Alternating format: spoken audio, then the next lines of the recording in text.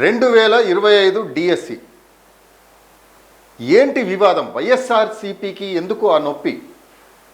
అంటే DSC fulfil చేశారనే నొప్పి కలుగుతున్నదా? ఎందుకు జగన్ పేటీఎం బ్యాచ్ ఆ డిఎస్సిపై కులముద్ర వేస్తుంది? మరి అక్కడ జరిగిన పరిస్థితులు ఏంటి? దాన్ని ఏమైనా విశ్లేషించారా? విశ్లేషించని పరిస్థితి.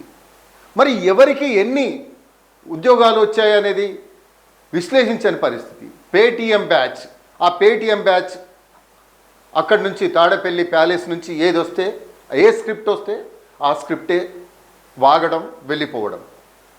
మరి చూద్దాం ఎవరికి ఎన్ని ఉద్యోగాలు వచ్చినాయి అనేది సునిశ్చితంగా పరిశీలిద్దాం. దానికి సంబంధించిన కథనం. డిఎస్సి 2025పై వైఎస్ఆర్ కాంగ్రెస్ అదే పనిగా విష ప్రచారం చేస్తుంది.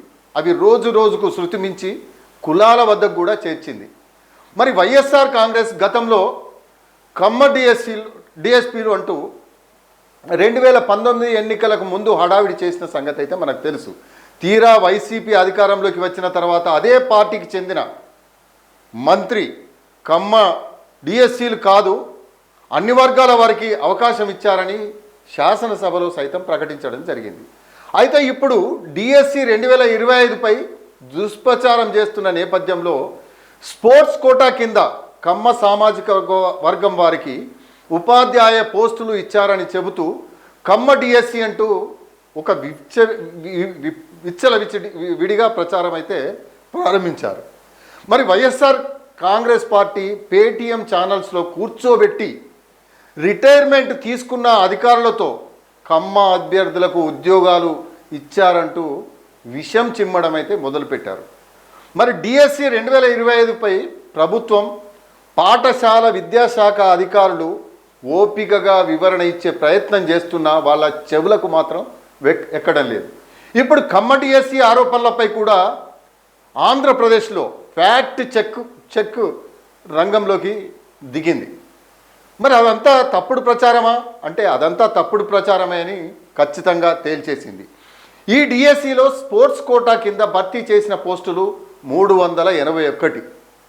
ఈ 381 పోస్టుల్లో ఓపెన్ కేటగిరీ కింద ఉన్నవి కేవలం 42 పోస్టులు మాత్రమే. మిగిలిన పోస్టులన్నీ ఎస్సీ, ఎస్టీ, బీసీ, మైనారిటీ వర్గాలకు చెందినవి. మరి ఈ వివాదానికి ప్రధాన కారణం 2 ఓపెన్ కేటగిరీ పోస్టుల వాటిని పరిశీలిస్తే అందులో కమ్మ సామాజిక వర్గానికి చెందిన అభ్యర్థులకు వచ్చిన ఎన్ని? కేవలం 9 పోస్టులు మాత్రమే. మరి రెడ్డి సామాజిక వర్గానికి చెందిన అభ్యర్థులకు ఎన్ని పోస్టులు వచ్చినాయి? 10 పోస్టులు వచ్చినాయి. మరి కాపు సామాజిక వర్గానికి చెందిన అభ్యర్థులకు ఎన్ని వచ్చినాయి అంటే 16 పోస్టులు వచ్చినాయి. మరి కమ్మ సామాజిక వర్గానికి ఇచ్చినవి 9 పోస్టులే కదా. మరి వైఎస్ఆర్ కాంగ్రెస్ పార్టీ చేస్తున్న ప్రచారం తప్పుడని అందరికీ తెలిసిందే కదా. ఎందుకంటే 381 పోస్టుల్లో 9 పోస్టులు అంటే కనీసం 3% కూడా లేని పరిస్థితి. కానీ ఏ లెక్క ప్రకారం స్పోర్ట్స్ కోటా మొత్తం ఒకే కులానికి కట్టబెట్టారు, ఇందులో భారీ స్కామ్ జరిగింది అంటూ తప్పుడు ప్రచారం మొదలుపెట్టింది YSR Congress party Paytm batch. కేవలం మెరిట్, క్రీడా సర్టిఫికెట్ల స్క్రూటినీ ఆధారంగా జరిగిన ఈ నియామక ప్రక్రియను ఒక కులానికి ఆపాదించి వివాదం చేయడం చూస్తుంటే వైఎస్ఆర్సీపీ కుట్ర కోణం ఏ విధంగా ఉంటుందో అర్థం చేసుకోవచ్చు. వైఎస్ఆర్ కాంగ్రెస్ పార్టీ కేవలం రాజకీయ ఆరాటం కోసమే నిరుద్యోగ యువతను రెచ్చగొట్టే ప్రయత్నం చేస్తుందనడంలో సందేహం లేదు. దాదాపు 6 లక్షల మంది అభ్యర్థులు డిఎస్సి పరీక్ష రాయడంతో వారిలో గందరగోళం రేపి రాజకీయ లబ్ధి పొందాలన్న ఆలోచనలో ఉన్నది వైఎస్ఆర్ కాంగ్రెస్ పార్టీ. కానీ అది వర్కౌట్ అవుతుందా? వర్కౌట్ అయ్యే ఛాన్సే లేదు.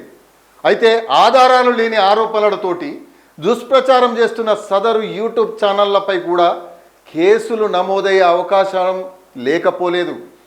ఆధారాలు లేని కారణంగా ఆ యూట్యూబ్ ఛానళ్ళ వీడియోలను అయితే ఇప్పుడు ప్రస్తుతం ఆ వీడియోలలో పేటీఎం బ్యాచ్ ఏదైతే వాగాయో ఆ వీడియోలను కూడా ఆధారాలు లేవని చెప్పేసి ఆ పేటీఎం బ్యాచ్ వాగిన వాగుడు, జగన్ బ్యాచ్ యూట్యూబ్ ఛానల్లో ఏమైతే మాట్లాడారో ఎలాంటి ఆధారాలు లేవని చెప్పేసి ఆ వీడియోలను కూడా డిలీట్ చేసేసింది.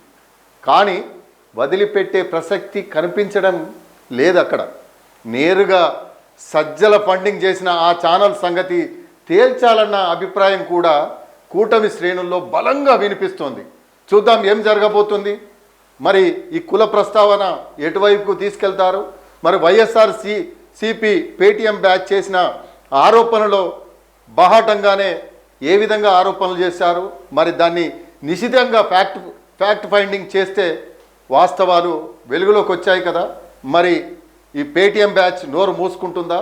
ఇంకా రెచ్చిపోతుందా? యువతను రెచ్చగొడుతుందా? చూద్దాం.